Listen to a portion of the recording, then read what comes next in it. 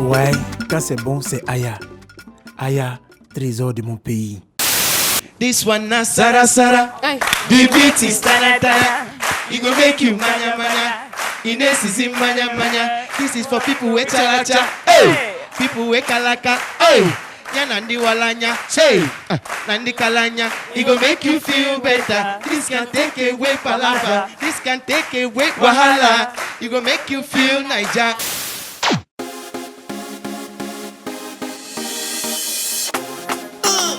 Samedi, c'est maintenant. C'est midi, c'est maintenant. Du lundi au vendredi. C'est midi, c'est maintenant. On s'amuse en apprenant. C'est midi, c'est maintenant.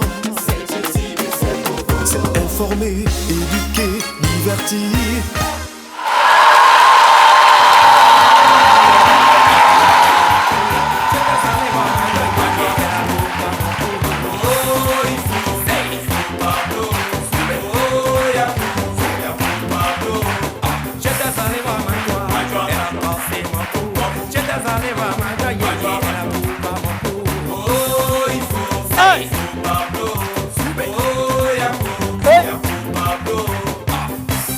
Johnny Sexy va te tuer.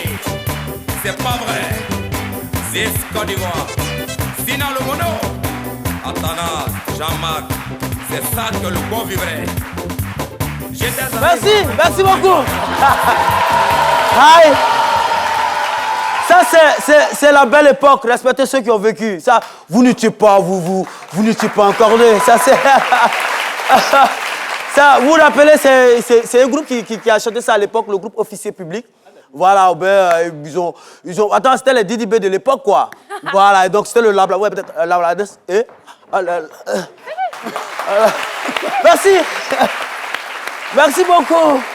Chers téléspectateurs, chaque jour, les jours se succèdent et ne se ressemblent pas. Alors, vous savez que hier, on était là avec vous, le sapin sur sa casse. Aujourd'hui, c'est midi grand angle. Alors, je m'avais vous dit maintenant que nous sommes dans une société qui, au fil du temps, reconnaît l'ampleur des violences basées sur le genre. Mais, celui des notes sexuellement transmissibles est de moins en moins décrié, sinon faiblement décrié. Alors, c'est de ce thème-là que nous allons parler aujourd'hui. Vous convenez avec moi qu'il s'agit du harcèlement sexuel en milieu scolaire et institutionnel. Et des étudiants sont avec nous, des élèves sont avec nous. Ce sujet-là vous concerne. Ne regardez pas seulement le volet comédie et autres dans ces midis, mais soyez attentifs parce que le témoignage qui vous sera dicté aujourd'hui est très impressionnant. Un témoignage intéressant qui va sauver des vies parce qu'il y a beaucoup de personnes qui se retrouvent dans ce genre de situation. Alors, le décor est planté, mesdames et messieurs. Le décor est planté, oui. Nous sommes sur RTI 1. Ne zappez surtout pas parce que c'est midi. C'est la télé ici. C'est midi. Tous les mardis, le grand angle.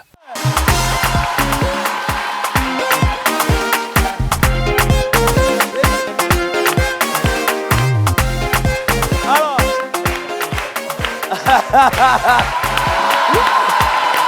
Ouais. Ça fait plaisir d'être là. Vous voyez, c'est vrai que moi, j'aime cette joie de vivre là, franchement. Moi-même, parfois, je suis étonné par ma joie de vivre, franchement. Non, mais il ne faut pas se prendre la tête. La vie est courte. Les gens, c'est des enfants qui décèdent aujourd'hui, qui meurent en désordre aujourd'hui. Il faut profiter de chaque instant que Dieu nous offre. Il faut profiter de la vie. C'est important. Et quand vous venez à ce midi, il n'y a pas meilleure occasion. Aujourd'hui, nous allons parler de harcèlement en milieu scolaire et étudiantin. Avant d'abord de rentrer dans le vif du sujet, je voudrais qu'on évaluation très fort mon collaborateur du jour. Alors, je suis l'animateur. Bonjour, Dr Philo. Oui, je vous en prie. Comment vous allez? J'ai envie de vous demander de m'apporter un verre d'eau, Bob. Allez, faites-le. Jean-Richard. Jean-Richard, comment est-ce que vous allez?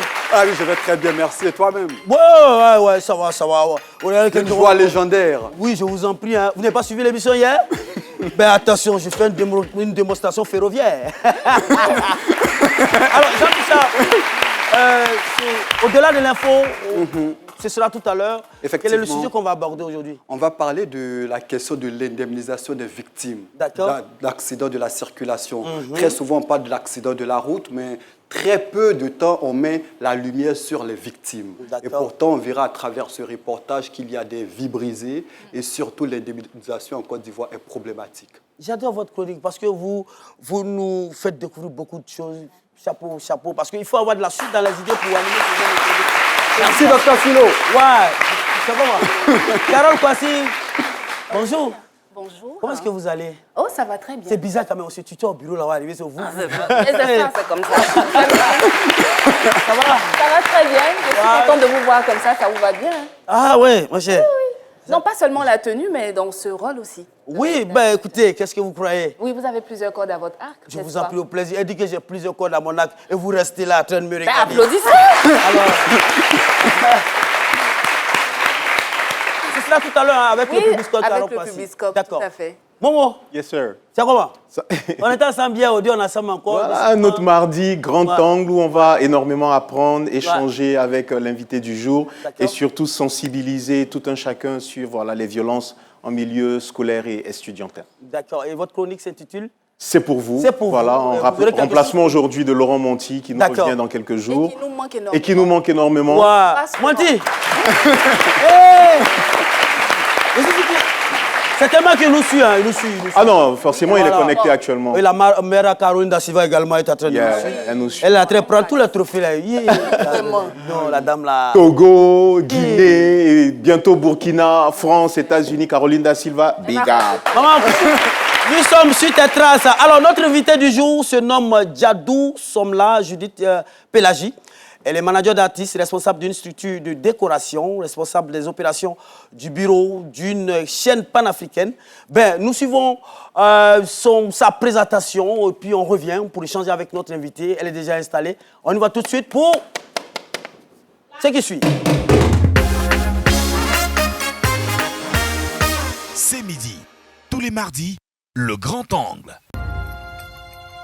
À un certain moment de la vie, il faut dire stop. Stop à l'indécence, stop aux abus de tout genre, notamment les harcèlements sexuels. 6 ans après son entrée à l'université en 1998, Pélagie Djadou est confrontée à une situation des plus gênantes. Pour obtenir la moyenne dans l'une des matières soumises à composition, le professeur lui fait une proposition indécente, le sexe et l'argent contre une note favorable. Face à ce qui heurte son éducation et ses vertus morales, Pélagie choisit de dénoncer ce cas de harcèlement. Une démarche qui lui est fatale puisque les autorités compétentes se lient contre elle pour soutenir le mis en cause. Vers 2007, elle quitte le milieu universitaire, accablée par l'hostilité dont elle est victime. Cette persécution ne l'empêche pas pour autant de se réaliser.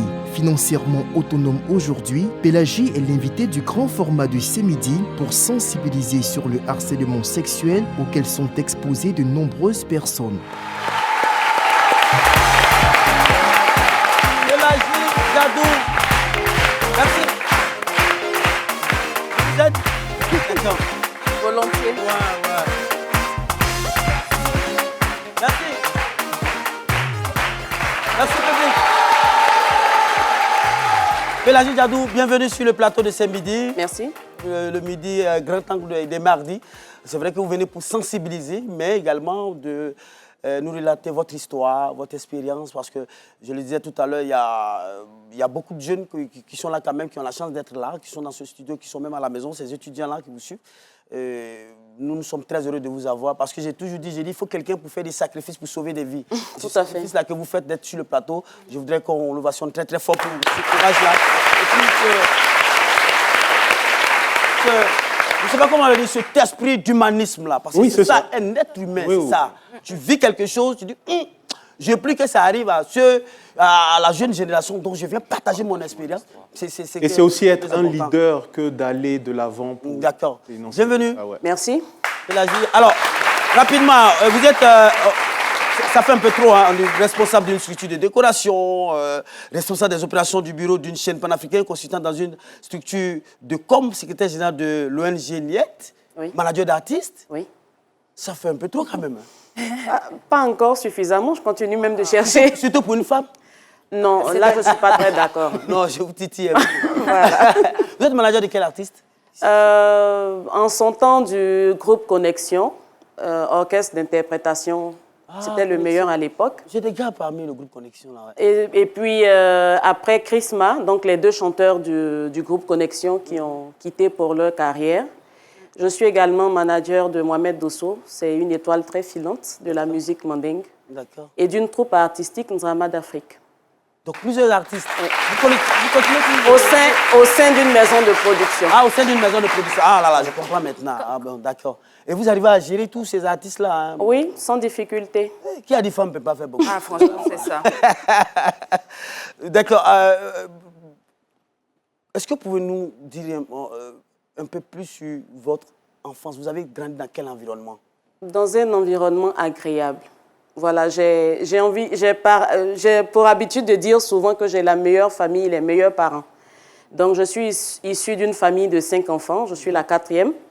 Mon père et ma mère sont toujours ensemble. Donc, on n'a pas d'enfants, même d'autres, extérieurs. Voilà, on est tous du même père, de la même mère. Vraiment, j'ai grandi dans des conditions agréables, confortables. D'accord. Voilà, je ne manquais de rien. C'était vraiment bien. Et votre cursus scolaire, c'est parfait. J'étais brillante au CP1, au CP2, c'est vrai. Après, la suite, j'étais moyenne, mais je n'étais pas nulle du tout. Si je vous dis que nous, on a votre bulletin scolaire de CP1 là. On a montré? Oui, montré. J'étais première. Non, j'étais première. Oui, oui. Avec combien de moyenne? Je ne sais plus au CP1 ce que on peut être au CP1, on peut être premier avec 5 de moyenne. Hein. Non. C'est la classe, voilà. Je rappelle que les téléspectateurs peuvent participer à cette émission. Hein. Il y a un QR code qui s'affiche au bas de l'écran. Il suffit de le scanner et puis bon, vous permettre de poser des questions relatives à ce thème-là, victime de harcèlement sexuel à l'université. Je suis me reconstruire et me réaliser. Nous allons tout de suite partir pour le Publiscope. Carole Kwasi. Ah, d'accord. Oui, il faut qu'on... Parce que quand on va commencer, on va plus s'arrêter là. On va plus s'arrêter. Donc on vous écoute. Il y a tellement de questions. Alors, pour le thème du jour, bien sûr, on parle du harcèlement sexuel. Et donc, j'ai eu l'occasion de collaborer avec ce grand homme dont l'humilité et le professionnalisme ne cessent de m'étonner. Je parle bien sûr de M. Maoula Kane. Ouais. Et je vous laisse découvrir. On y va.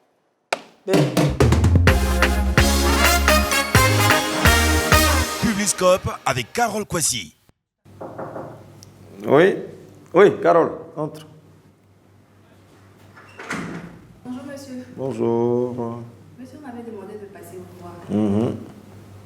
Assieds-toi. Merci, monsieur.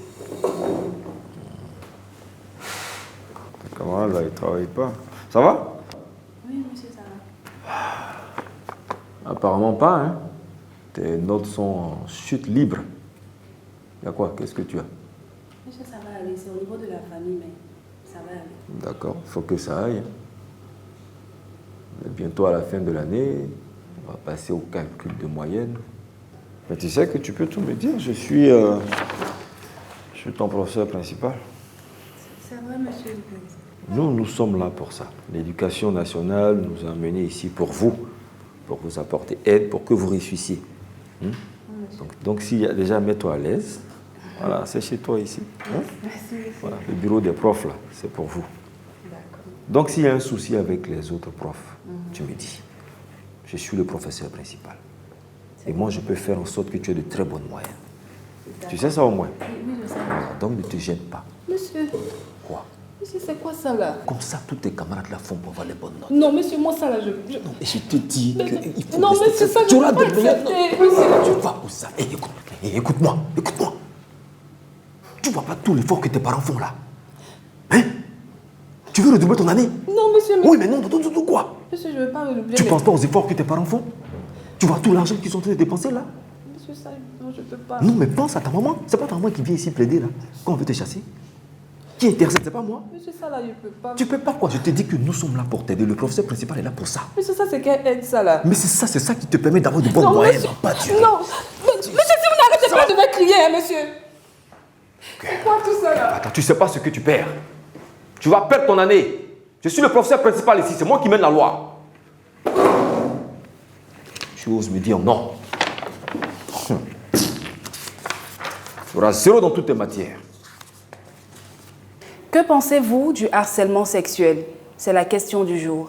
Le harcèlement sexuel déshonore la femme parce que la femme est vue comme une chose, alors que la femme en réalité devrait être honorée, la femme devrait être mieux vue au niveau de la société. L'harcèlement sexuel n'est pas une bonne chose parce que ça laisse des séquelles dans la tête, des traumatismes qu'on ne peut pas oublier aussi facilement. C'est une mauvaise chose parce que le harcèlement sexuel, ça peut conduire quelqu'un à ne plus sortir, à rester à la maison et tout.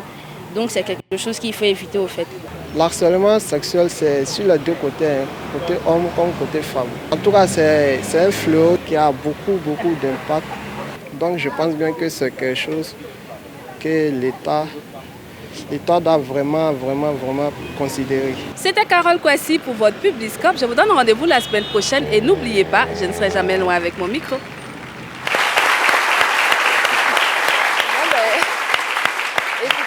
C'est la réalité. Hein. Ça peut Docteur Philo, c'est quoi le problème? Oui, ça peut peut-être choquer, mais c'est la réalité. Un peu déçu par la scène? Non, pas déçu. Carole, c'est ma soeur. En qualité d'actrice, hein, Kane Maoula, c'est mon vieux père. Tout à fait. Maintenant, quand il est midi comme ça aussi, c'est les rôles qu'ils ont joués. C'est ça. Ça, c'est film. Tout à fait. Pour dénoncer, il faut absolument dénoncer. Non, mais non. Ouais. Effectivement, il faut, et c'est effectivement ce qui se passe. Donc, il faut en parler. Il faut briser le silence et puis dire clairement ce qui se passe pour emmener les victimes, pour emmener les personnes qui se retrouvent dans cette situation à en parler. Et félicitations encore pour votre professionnalisme parce que vous avez vu les enfants, hein, bon, il y en a qui ont fermé les yeux, bon. Carole est professionnelle. Merci. En tout cas, merci. Parce qu'il faut quelqu'un pour faire ces sacrifices-là. Parce que si vous ne mettez pas tout cela comme ça en lumière, les gens ne peuvent pas savoir de quoi il s'agit au fait. Tout à fait. Voilà, il faut et le rôle de l'acteur, c'est de dénoncer. C'est de dénoncer. Félicitations. Merci beaucoup. En tout cas, ça a été dénoncé. Alors, nous allons... Alors, Pélagie, vous avez parlé tout de suite de votre cursus scolaire. Hein? J'étais brillante. Et à l'université? Moyenne, on va dire. Moyenne, oui. D'accord. Moyenne. Moyenne. Pas excellente, mais moyenne. D'accord. Alors, est-ce que la vidéo que vous avez vue tout à l'heure, Carole et Kane Maoula, est-ce que ça vous rappelle certaines choses? Oui, énormément. Pareil comme ce qu'on a vu là? Non, je n'ai pas vécu pareil. D'accord. Je n'aurais même pas... Je n'aurais même pas eu le courage même de rentrer dans le bureau du professeur. Elle a eu le courage, hein? Ou même de le laisser me tripoter. Non, ça, je n'aurais pas permis. Non, mais attention, on n'a pas laissé tripoter, mais voilà. C'était un cas de force majeure. C'était un cas de force majeure. Il a saisi les seins même de la dame. C'est ça, parce qu'elle essayait de se... C'est la dame là même qui est là, la même. Et elle n'a pas giflé. Ah, Carole, elle n'est pas violente. Ah, voilà. Elle n'est pas violente. Mais ça serait arrivé, hein, dans... Carole n'est pas violente. En fait, je trouve que, voilà, c'est une fiction. Mais non, mais attends, apparemment, vous ne savez pas que c'était une mise en scène. Hein? Si, j'ai bien compris. Voilà. Mais c'est tellement bien fait qu'on a l'impression qu'on vit la scène, en fait. C'est ça. J'avais bien compris. Objectif atteint, alors. Oui. Félicitations. Alors, donc, oui, vous étiez en train de nous parler de ces scènes-là. Vous pouvez nous décrire un peu ce que vous avez vécu, passé pour moi. Ce qui s'est passé pour vous? Pour moi, c'était... 6 ans après votre entrée à l'université, hein? Oui, bon, 6 ans, en fait, c'est vrai que quand je raconte mon histoire, les gens trouvent que les années sont un peu longues. Mais il faut juste savoir qu'à l'époque, on pouvait faire facilement 2 ans ou 3 ans pour une même année académique. Voilà. Donc, quand je dis 6 ans, faut pas être effrayé ou choqué. C'est normal. C'était normal en son temps. Les UV et autres. Voilà, c'était compliqué. C'était en quelle année? J'étais en année de licence et ça devait être en 2004, je crois bien. D'accord. Après la crise. D'accord. Voilà. Donc, c'était pendant les examens de fin d'année. J'essayais de réfléchir et de trouver des solutions à l'exercice qu'on m'avait donné pour pouvoir valider mon année. Et le professeur qui surveillait le devoir s'est approché de moi et il a demandé mon numéro de téléphone. Bien évidemment, mon nom était déjà sur l'affiche. Donc, il avait le nom, mais pas le numéro. Donc, il m'a demandé le numéro de téléphone et je lui ai donné le numéro sans arrière-pensée, honnêtement. Pendant le devoir? Oui, pendant le devoir. J'ai juste donné le numéro et je suis passée à autre chose. Donc, quelques jours après les examens, un matin, à 5h40, je me rappelle très bien de l'heure. Je ne dirai pas ce que j'étais en train de faire pour que l'heure m'ait autant marqué, mais c'était à 5h40. Il m'appelle, je décroche, il me dit, c'est Pélagie. Je dis, oui, il dit, c'est ton professeur. Je corrige 2 de tes copies, de tes matières. Si tu veux avoir la moyenne, trouve-moi dans telle chambre avec tel montant, sinon je vais te faire échouer. D'accord. Cash, en fait. Il n'est pas allé de main morte. J'ai regardé mon téléphone, j'ai raccroché, j'ai dormi. Je me suis réveillée le matin, je dis, est-ce que je n'ai pas rêvé? Je reprends mon téléphone, je vois que j'ai effectivement reçu le coup de fil à 5h40. Donc, tout de suite, je n'ai pas cherché, comme disent les Ivoiriens, midi 14h, j'ai appelé mes professeurs, ceux avec qui je m'entendais bien à la fac. J'ai expliqué la situation, ils m'ont dit, non, c'est trop grave. Tu es sûr que tu n'es pas en train d'accuser? Je dis, non, du tout. J'ai vécu effectivement la scène. Donc, ils m'ont dit, OK, on va te laisser aller au rendez-vous. Et puis, on va venir vous prendre la main dans le sac. Et à ce moment-là, vous vous êtes rendu compte sur place là, que c'était un harcèlement. Bien sûr, mais quand quelqu'un prend le courage de te dire, si tu veux avoir la moyenne, tu viens avec l'argent. C'est-à-dire, non seulement il va prendre l'argent, il va prendre autre chose pour mettre sur l'argent. Si tu veux avoir la moyenne, sinon tu échoues, c'est forcément du harcèlement. Parce que pour certaines personnes, c'est la régularité des faits qui font que la personne se rend compte que c'est un harcèlement. Donc, un seul coup de fil, déjà, vous pensez à un harcèlement? Oui, non, tout de suite. D'accord. Tout de suite, un seul coup de fil, c'était assez percutant. On n'avait pas besoin d'un deuxième. Et c'était la première expérience? De harcèlement? Non. Il y en avait eu déjà au secondaire? J'en avais connu, mais pas à ce degré, mais dans les petites classes au lycée. Mais ce n'était pas vraiment... Mais comment est-ce que ça s'est présenté déjà au lycée? Au lycée, par rapport aux notes? Au lycée, c'est le professeur qui veut chaque fois que tu attendes après la fin du cours. Ou bien c'est des petits attouchements sur le côté. Je me rappelle qu'une année, j'ai dû même demander à ma mère de me couper les cheveux. Parce que c'est la main qu'on passe dans les cheveux avec des petits mots qu'on glisse dans les oreilles. Bon, ça, c'est vraiment la toute première fois. Hein. C'est l'exclusivité. Je n'en avais jamais parlé. Voilà, ce que j'ai déposé sur la table, c'était le harcèlement au niveau de l'université. Parce que ça m'a coûté ma vie académique, en fait. Et là, vous vous apprêtez à aller au rendez-vous. On revient au sujet. Là où vous vous apprêtez à aller au rendez-vous, quelles sont les dispositions que... Non, je ne m'apprête pas. J'ai refusé. Vous n'êtes pas allé au rendez-vous? Non, non, non, j'ai refusé catégoriquement. J'ai dit à mes professeurs, je n'y vais pas parce que si vous n'arrivez pas à temps pour le prendre la main dans le sac, il peut arriver ce que je ne veux pas. C'est un homme, je suis une femme. C'est ça. Il peut avoir plus de force, donc je n'y vais pas. Vous n'avez pas pensé peut-être à le rappeler et enregistrer à l'époque, la conversation? Non, non, non. J'avoue que non. J'avoue que non. À ce moment-là, est-ce que vous en parlez à vos parents? Non, du tout. J'en ai jamais parlé. Jamais de la vie. Pourquoi? Parce que déjà, je suis quelqu'un qui encaisse beaucoup. D'accord. Et puis après, je me suis dit, bon, j'ai refusé, et puis bon, voilà quoi, on passe à autre chose. Je ne savais pas que mon refus allait me coûter beaucoup de choses. Mais qu'est-ce qu'il voulait, ce professeur? Qu'est-ce qu'il voulait? Il voulait coucher avec moi et puis me donner la moyenne. Bon, après, il fallait encore vérifier si j'aurais eu la moyenne, effectivement. Donc, je n'ai pas voulu, j'ai refusé et j'ai demandé à mes professeurs de trouver d'autres solutions. Parce que moi, je n'irai pas à ce rendez-vous. Donc, la seule solution qui restait, c'était bien évidemment d'aller le dénoncer auprès des autorités de l'université. Et c'est ce qui a été fait. Vous l'avez dénoncé? Oui. Avec quelle preuve? Non, déjà, ce n'est pas une preuve, mais d'aller dire à un supérieur de l'université que tel enseignant m'a fait telle proposition. Oui. Tout de suite, même si je n'ai pas de preuves palpables, ça attire l'attention. Parce que d'ailleurs, le doyen en son temps me disait, c'est une accusation trop grave. Est-ce que tu pèses ce que tu dis et ce que tu fais? Je dis oui, je suis prête à confrontation. Donc, je me suis fait accompagner de l'un de mes enseignants qui disait qu'il avait confiance à mon intégrité parce qu'il me suivait depuis plusieurs années. Donc, lui s'est porté garant, m'a accompagné pour cette écoute-là. Donc, je suis allée, j'ai relaté les faits. Ils m'ont demandé de rentrer et qu'ils allaient écouter après le professeur. Donc, ils l'ont écouté et effectivement, ils ont eu les preuves. Ils ne me l'ont pas dit, mais je l'ai su. Parce qu'ils ont eu les preuves. Cette année-là, ils ont recorrigé toutes les copies. OK. Donc, du coup, les résultats qui étaient censés sortir à une date bien précise ont été prolongés de peut-être 2 ou 3 mois après, le temps de recorriger et de vérifier que d'autres personnes n'étaient pas dans le même cas que moi. Quand vous dites qu'il y a eu des preuves, je ne sais pas, c'était quoi la nature des preuves? C'était quoi? Non, ils ont su qu'il y avait d'autres personnes qui étaient vous n'étiez pas seul dans le cas? Non, je n'étais pas seule. Et c'était le seul procès, le même là? C'était lui. C'était sur lui que l'enquête a eu lieu, mais je suis sûre qu'il n'est pas forcément le seul.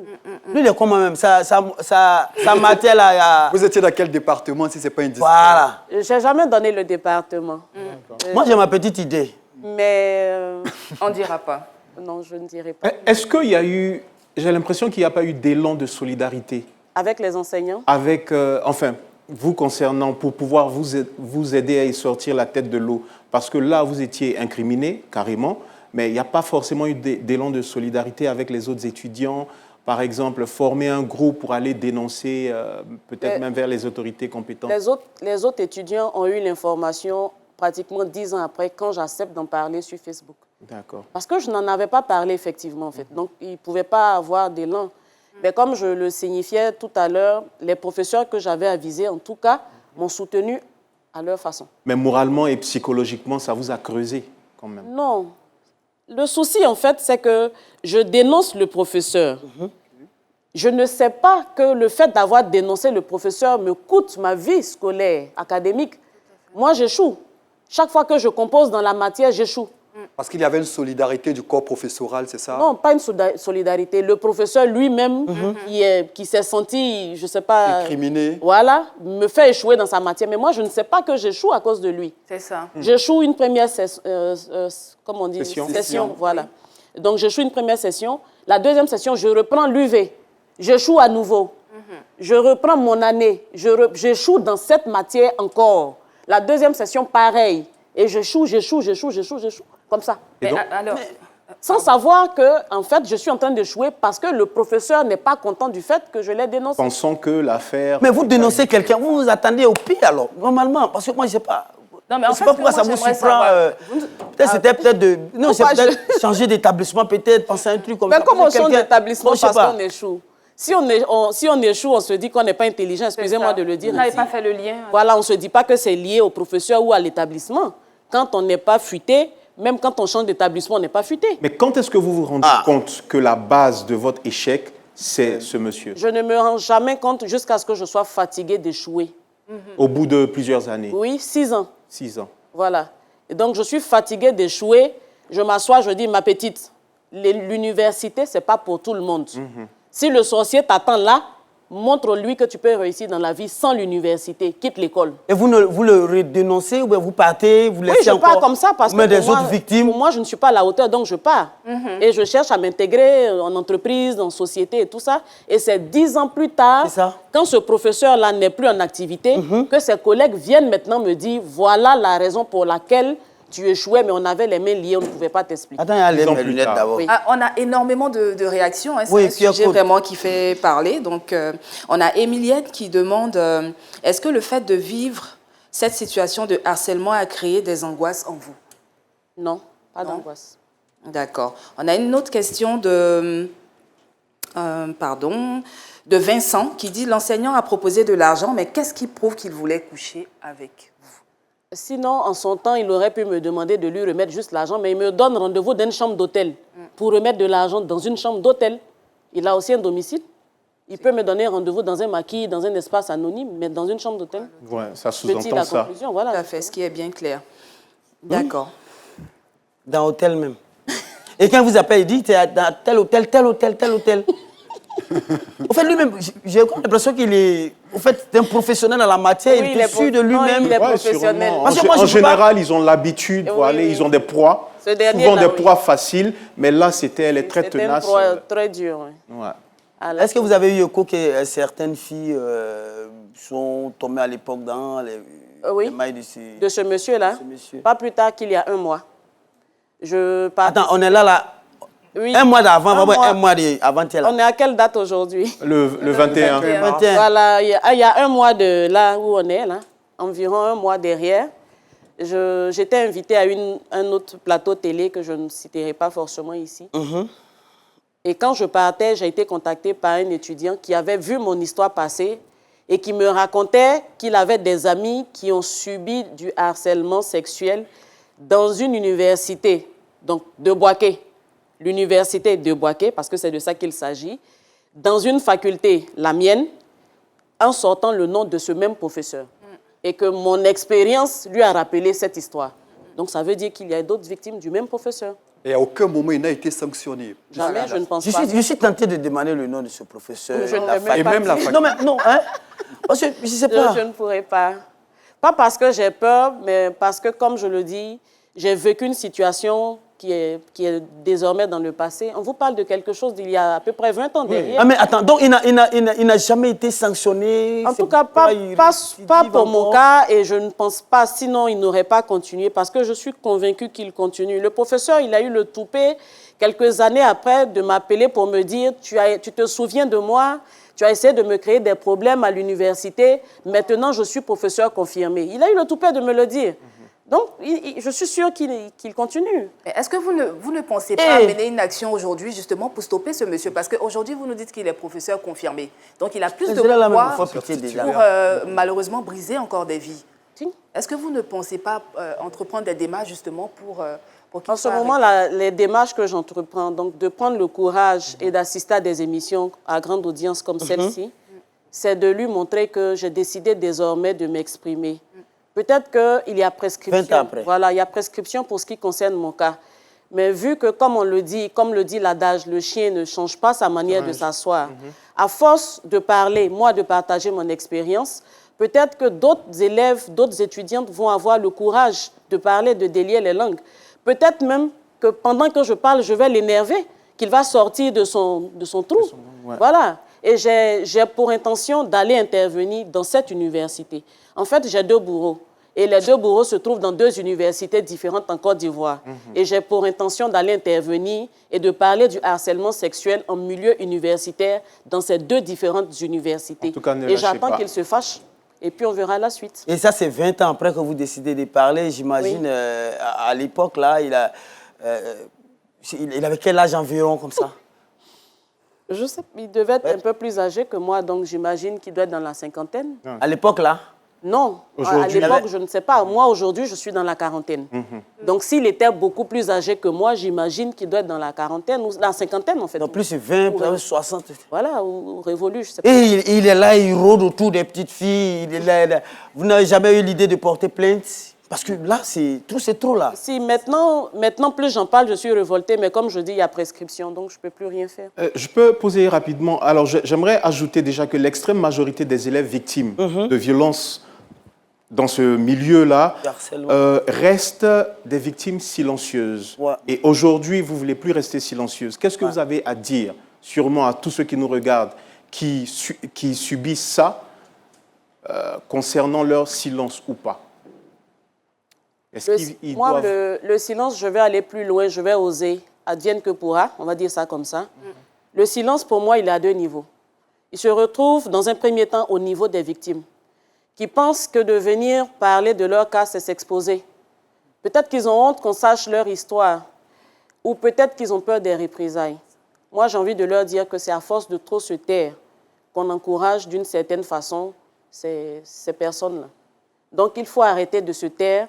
Il faut dénoncer. Il faut dénoncer, il faut en parler aux parents. Il faut assumer quand on finit de dénoncer. Vous en avez parlé à vos parents et qu'est-ce qu'ils ont dit? Non, pas en son temps, mais avec ta permission. Parce que le deuxième silence qui me préoccupe, c'est le silence de nos gouvernants. Parce que tout le monde sait ce qui se passe. Aujourd'hui, moi, j'en parle. Mais beaucoup d'autres personnes en parlent au même moment que moi, en même temps que moi. Mais rien n'est fait concrètement. C'est vrai que peut-être que si on sort les tests et les lois, il existe quelque chose pour punir.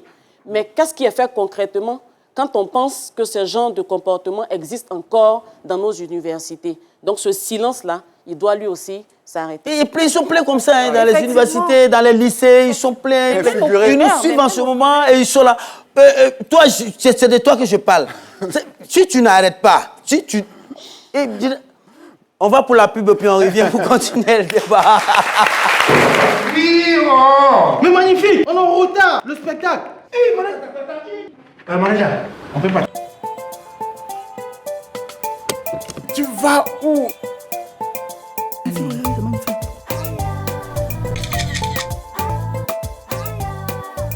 C'est quoi tu mets dans ton cabas et puis c'est tout comme ça même.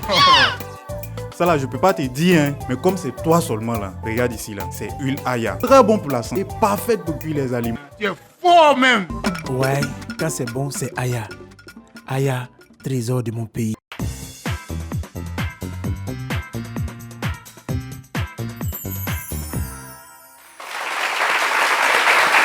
De retour sur ce plateau.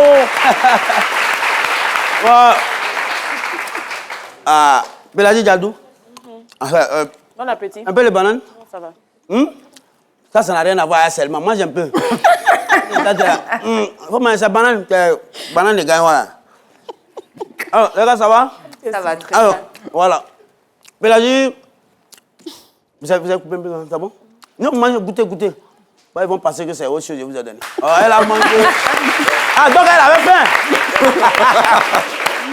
Alors, victime de harcèlement sexuel à l'université, j'ai su me reconstruire et me réaliser. Pélagie Diadou, cette phrase est de vous. Vous, dans la première partie, vous avez relaté votre cursus scolaire, vous avez véritablement décrit les conditions dans lesquelles vous avez été harcelé sexuellement. Alors, je vous rappelle, on a le public et je vais profiter pour saluer, avec votre permission, le groupe scolaire Kwagnis Mavro de Yopougon.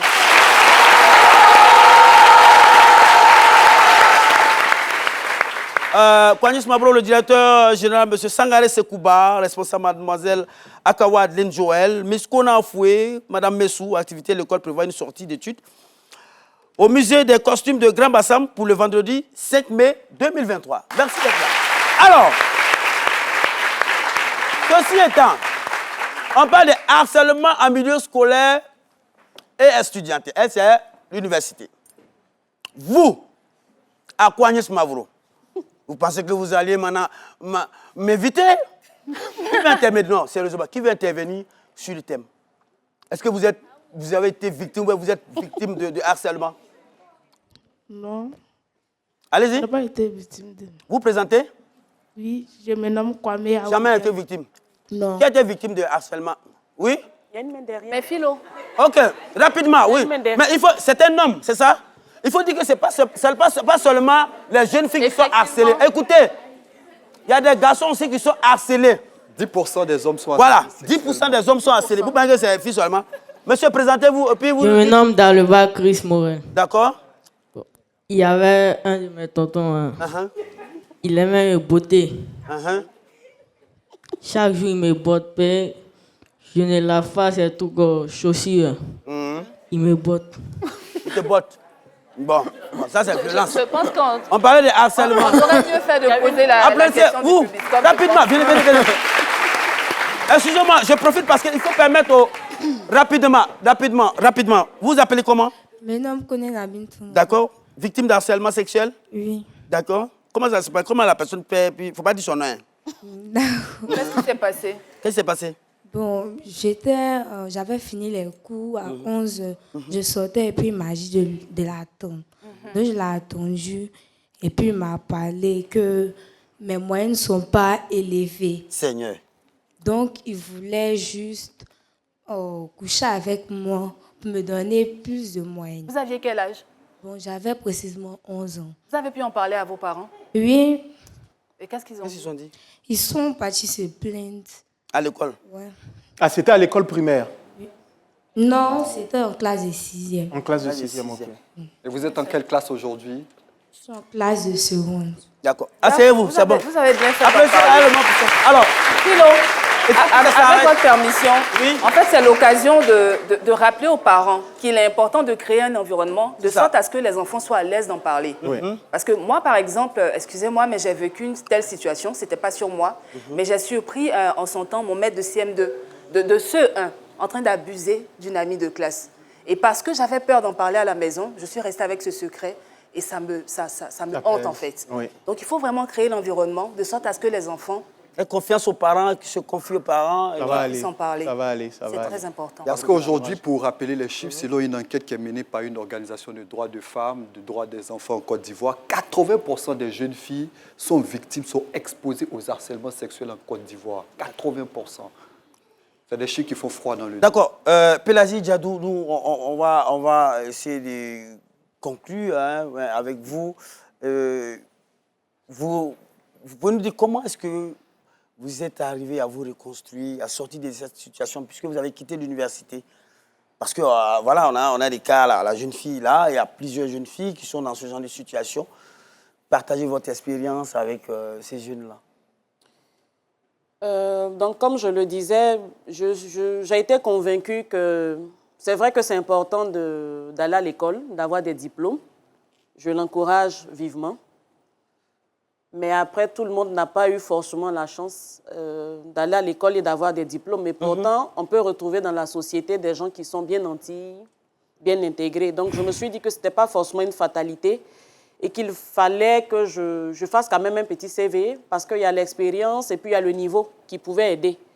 Donc, j'avais fait un CV que j'avais déposé ça et là pour espérer avoir un premier boulot quelque part. Voilà. J'ai eu beaucoup de chance, j'avoue, parce que le premier poste que j'ai occupé, c'est une amie qui était chargée du recrutement. C'était un poste de conseiller clientèle. Bon, à l'époque, c'est vrai qu'il fallait avoir le niveau DEC 2, enfin Bac plus 2, mais il fallait aussi avoir des diplômes. Moi, je n'en avais pas. D'accord. Voilà, je n'en avais pas, mais elle ne savait pas que je n'en avais pas. Elle s'est dit, si je réussis au test, j'ai le temps de venir déposer après les documents. J'ai réussi le test, j'ai commencé à travailler, mais je n'avais pas de diplôme. Elle ne l'a jamais su. Voilà, je sais qu'elle l'a su beaucoup plus tard, mais bon, c'est déjà fait. Quand vous regardez, on sait que vous êtes une femme forte, franchement. Vous êtes forte mentalement, psychologiquement, déjà, psychologiquement, parce que déjà, venir relater ces histoires, mais quelles que soient les années, quand même, mais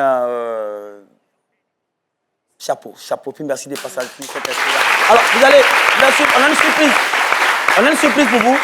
Regardez dans cette direction. Salut ma PJ, ma petite sœur chérie.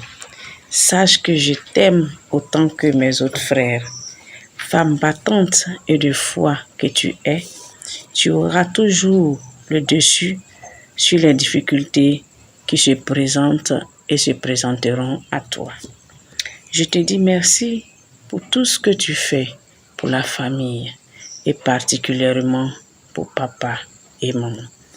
Que Dieu lui-même, dans sa miséricorde, t'accorde la santé et te prenne dans le creux de ses mains. Que le combat que tu mènes à travers ton ONG NIET porte beaucoup de fruits pour le bonheur des élèves et étudiantes. Dieu te bénisse, ma petite sœur chérie.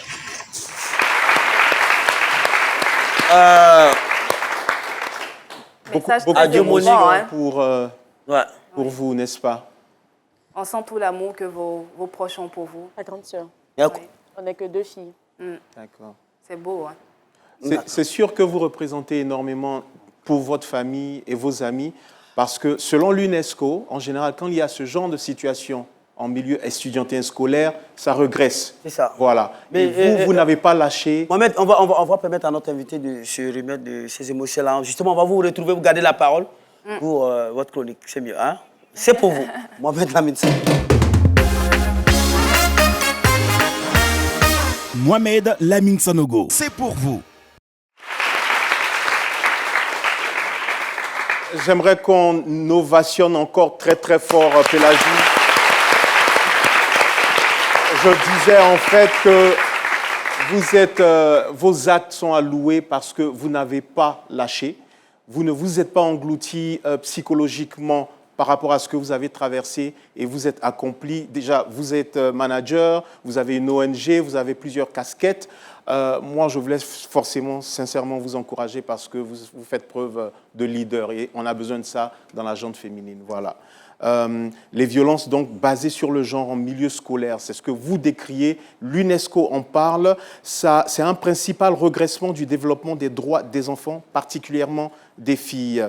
Alors, un élève sur 10 dans le primaire et plus d'un élève sur 5 dans le secondaire ne se sent pas en sécurité à l'école. C'est plus de 317 000 élèves du primaire et 264 000 du secondaire.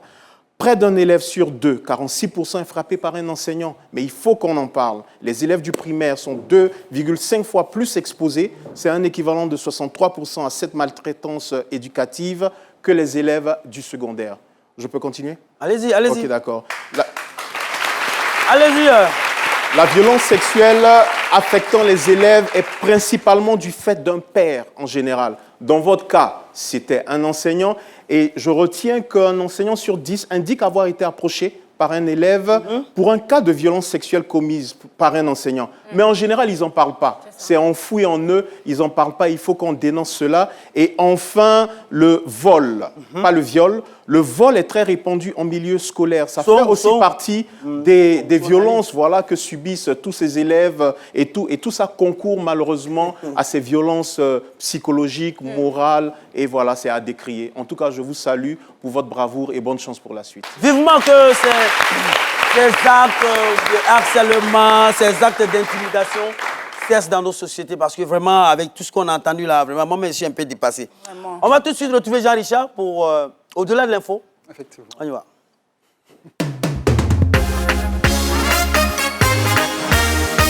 Au-delà de l'info avec Jean-Richard Nguessa. Eh bien, comme je l'ai dit d'entrée de jeu, cette semaine, j'ai décidé de parler d'accidents de la circulation, d'indemnisation et du calvaire que rencontrent les victimes. J'en dis pas plus. Regardez. Les accidents de la circulation sont récurrents en Côte d'Ivoire. Ces dernières années, la moyenne journalière est passée de 12 en 2012 à 46 en 2022 selon le Conseil national de sécurité. Il partait au travail le 16 janvier 2021. Il y a eu un accident. Il y a un personnel qui est venu me coincer. Deuxième voiture, un dépannage qui est venu me coincer. Donc il y a eu le dos cassé. Mon pied est paralysé. Donc il n'y a pas les moyens pour faire les traitements. Donc ça fait 2 ans. Je suis couché. Depuis le 24 juillet 2019, j'ai été victime d'un accident de la voie publique. Donc j'ai eu les 2 pieds fracturés. Et depuis l'accident, l'assurance attend une consolidation totale, c'est-à-dire une guérison totale avant de m'indemniser. J'ai été victime d'un accident très grave. L'accident a eu lieu en 2015. Alors, au cours de cet accident, j'ai perdu une jambe. Le bac m'a percuté, je suis rentré dessus. Ça m'a traîné sur 20 mètres et grâce à Dieu, je suis en vie. Alors, j'ai poursuivi l'assurance, je n'ai pas eu gain de cause. La question de l'indemnisation des victimes reste problématique. Qu'est-ce qui explique la lourdeur des différentes procédures? Zobwe Kede Eloi est président du conseil d'administration de l'ONG Péniel et par ailleurs consultant en indemnisation des victimes. C'est la méconnaissance du processus d'indemnisation par, je peux dire, l'ensemble des victimes et voire la population. Quels sont les documents qu'il faut, le temps qu'il faut pour être indemnisé. Et le deuxième volet, quand il y a méconnaissance, il y a vice de procédure. Cela peut emmener le processus d'indemnisation à prendre assez de temps. Les compagnies d'assurance sont accusées de défendre leurs propres intérêts. J'ai fait un accident de circulation en 1993, là où j'ai perdu mes 2 pieds. C'est-à-dire que l'assurance devait me dédommager, mais ils ont signé un dossier où ils ont écrit que c'était pour me remettre une somme de 39 millions. Maintenant, ils savaient qu'au lieu de 39 millions, ils ont remis une somme de 7 millions à mon maman. Dans un premier temps, quand il y a un accident de la circulation, pour prétendre à une indemnisation, il faut que la force publique, qui est représentée par la police et la gendarmerie, fasse le constat. Et les officiers de la police judiciaire fassent l'enquête préliminaire pour éclairer l'autorité judiciaire.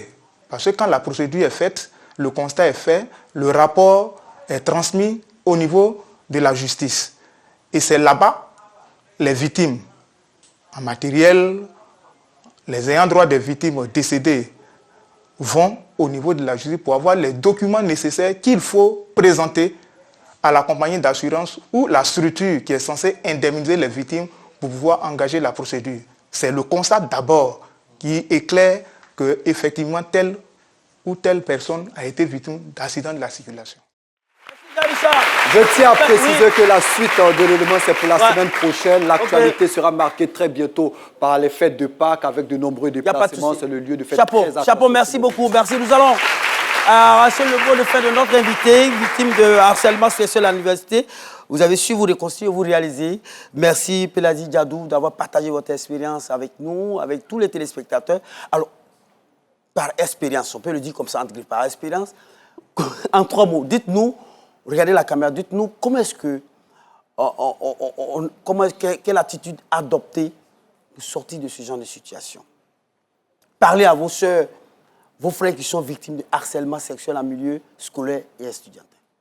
Ok, et donc si tu es victime de harcèlement sexuel en milieu scolaire ou universitaire, la première fois où tu auras l'impression que tu es victime d'un harcèlement, il faut tout de suite dire non à la personne. OK. Si la personne insiste, bien entendu. Si la personne insiste, il faut se référer aux autorités de l'établissement. D'accord. Si vous estimez que l'établissement ne joue pas son rôle, il faut vous rendre dans le centre de commissariat le plus proche de vous, parce que désormais, une section de lutte contre les violences faites aux femmes existe dans les différents commissariats. Merci beaucoup pour toutes ces informations. Merci beaucoup au groupe scolaire Kwanyes Mavro de Yopougon. Merci d'avoir été là. Merci. Et puis, ben voilà, votre sortie au musée du Conseil de Grand Bassam ce vendredi 5 mai 2023. Merci beaucoup, les gars. C'est bon? On se retrouve demain pour le samedi émotion. Ben écoutez, qu'est-ce que vous croyez, l'animateur Choco? Allez, à demain!